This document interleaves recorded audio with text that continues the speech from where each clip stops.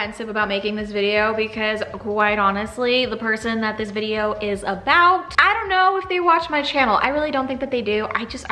Maybe their ex-girlfriend does. I'm just gonna get straight to the point with this video. I'm not gonna waste anybody's time. So last year at the height of the pandemic, I decided that I was gonna start dating again. And I was kind of excited because it had been a while. I really gave up on the dating scene. I didn't have any dating apps. I wasn't talking to anybody romantically. I didn't even entertain the fucking idea of being with somebody. And it was really great. It was a very productive time in my life. But you know, I was kind of bored, and during COVID, I was very, very lonely. And I thought, okay, well, I want a partner, but maybe if not like a partner per se, maybe I can find somebody just like to hang out with, like a companion, somebody that might want to self-quarantine with me. So I installed the dating apps. I had Bumble and Tinder, but I did end up at one point matching with somebody. And one thing right off the bat that I will say is he was not my type, which is exactly what is my type. There's just something kind of endearing about like a short, chubby guy with a dad bod who, you know, is just really smart. So this guy really wasn't my cup of tea physically, and he was almost 50 years old.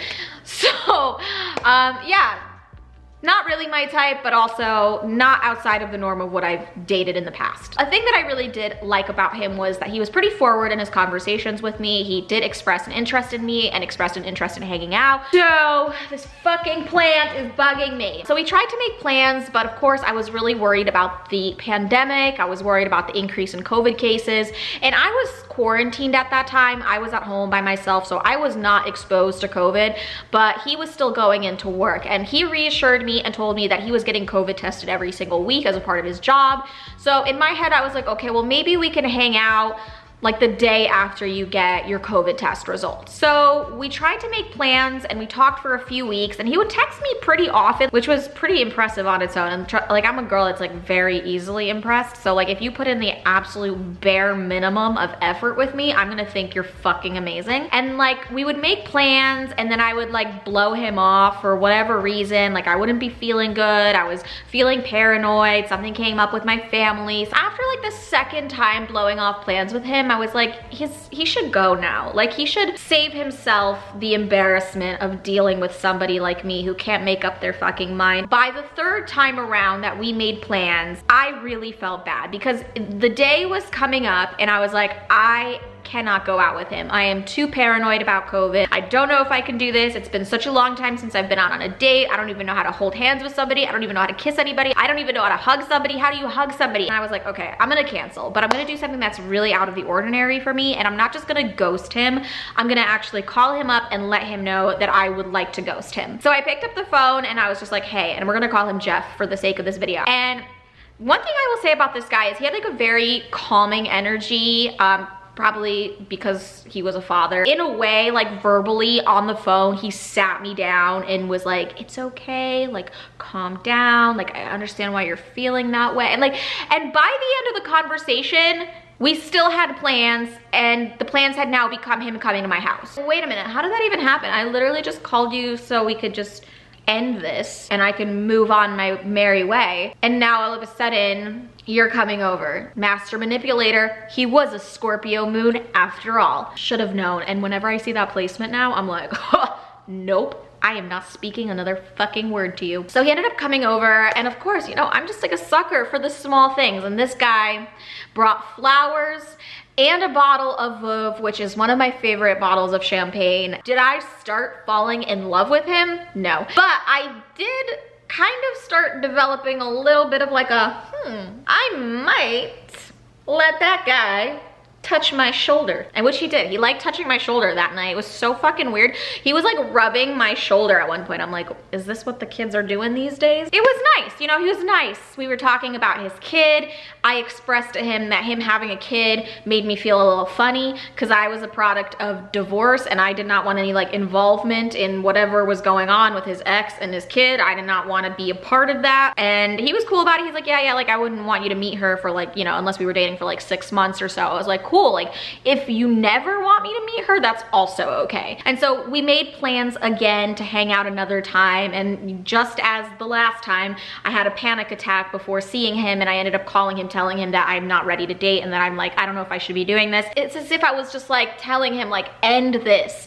Like, put me out of my misery. For the second date, he invited me over to his house, and he fucking tempted me. He knew that I really loved Christmas and Christmas decorating, and he had seen that I had done a really nice job decorating my house for Christmas. So the way that he tempted me, like a zookeeper does a lion with a piece of steak, he was like, why don't you come over to my house? I'll make you dinner and you could help me decorate the tree. And I was like, oh, you got me there. I'll be there in 5. I ended up going over to his house, and when I got there, I did not realize that he did not have any decorations at all, and that we would have to go to Home Depot to go and pick up decorations. And I was like, oh, so you know I'm like paranoid about the pandemic, and like we're gonna go to a massive hardware store. Love that. You've definitely been listening to my feelings. So I was like, okay, well, this is a very interesting date. I drove an hour to this man's house. Now he's taking me to Home Depot.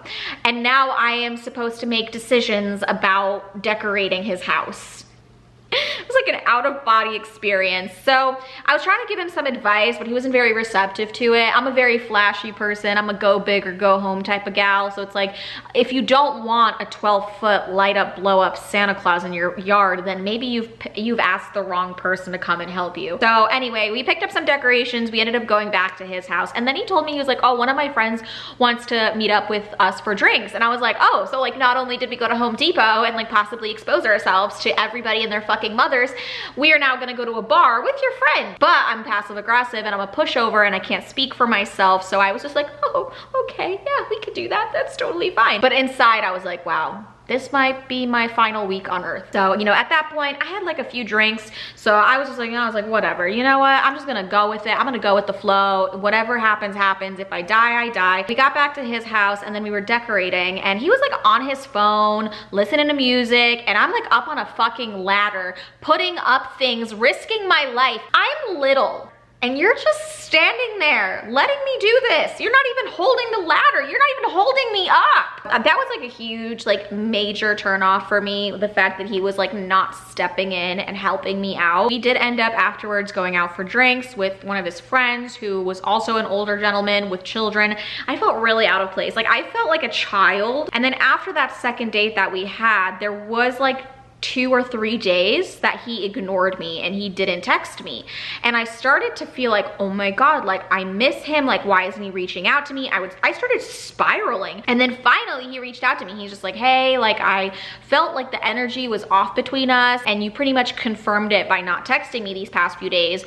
And I was like, you didn't text me. So then after that, I was like, okay, well, let's like hang out. Cause at that point I was frustrated. I was like, you know, you ignored me for a few days and I feel like I like you now because you played this fucking mind game with me. So we ended up going out that third and final time. From the moment I stepped foot in his house and I was like, okay, and I'm gonna sleep over this guy's house. Like I really fucking like him now. Like he got in my head. This is on.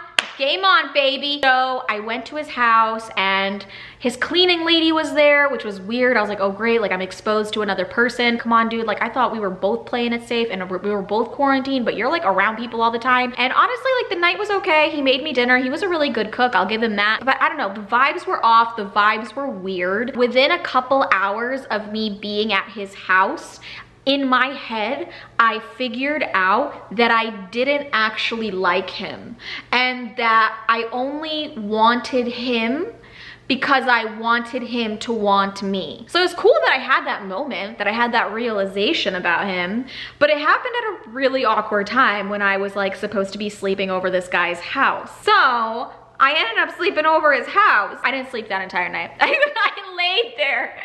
I laid in his bed just like, literally checking my phone every like hour, like, oh my God, like when the fuck can I get out of here? Like I just want to go home. And then the most amazing fucking thing happened. He woke up at like 6:30 and he's like, hey, like I hate to do this to you, but my daughter's coming over really early and I'm gonna need you to leave early. And I was like, oh, that sucks.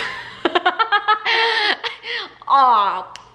It's okay, I'll get up. So I like literally shot up out of bed. I was like getting ready, putting my clothes on. And as I was leaving, he's like, oh, I just got a text. They're running a little bit late. Do you want to go get breakfast? And I was just like, literally give me a gun and put me out of my fucking misery. I'm a problem. This is why I'm single and I should never date, because I have such a fucking hard time communicating like my thoughts and feelings with people. But it's just because I hate awkward situations and I hate hurting people's feelings.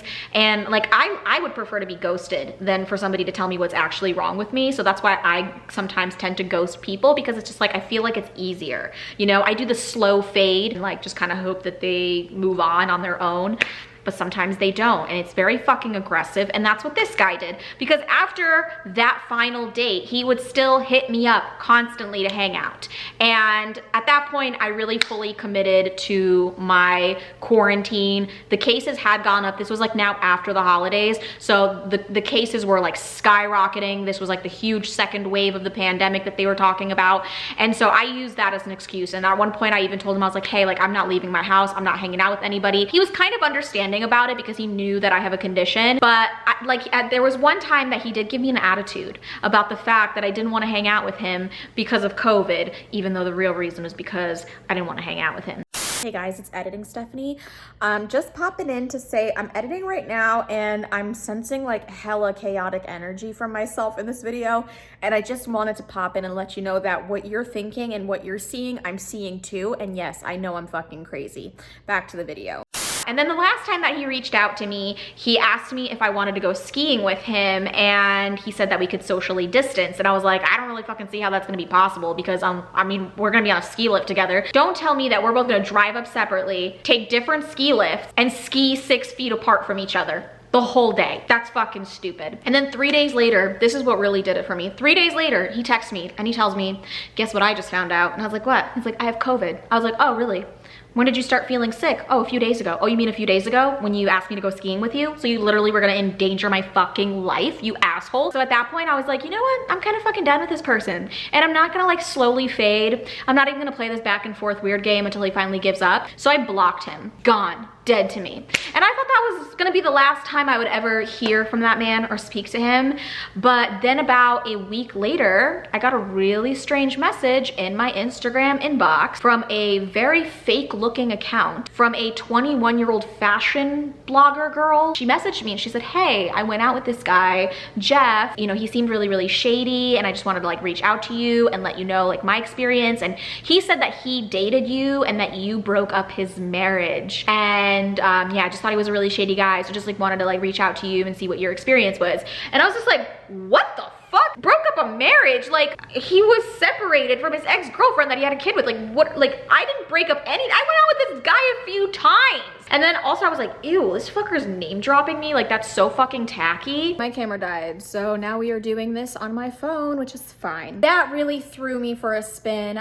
I saw that message, I screenshotted it, I sent it to my friends, and I was like, what the hell? I think what really freaked me out the most is that like this guy went on a date, but he went out on a date with like a 21-year-old, which is fucking gross. And then he actually, during that first date, felt the need to bring it up and say something that was a complete fabrication. So I don't know. I don't know if this like fake account was him just trying to get information, or was it genuinely like a 21-year-old girl he went on a date with? I don't know. But I think this whole entire experience taught me a very valuable lesson. Sometimes you just have to go with your gut instinct, you know? Like, I think that I really don't give enough credit to my intuition, because the entire time that I was talking to him, my intuition was saying, don't hang out with him. I think that's why I was so uneasy and apprehensive about hanging out with him each time, because I just sensed something wasn't right. I should have never put myself in the position where I was like in his home. I should have never invited him into my home. I like barely knew this person. And after that whole thing happened and went down, I was a little scared. I was like, oh my God, who is this person? Like, they're so fucking crazy.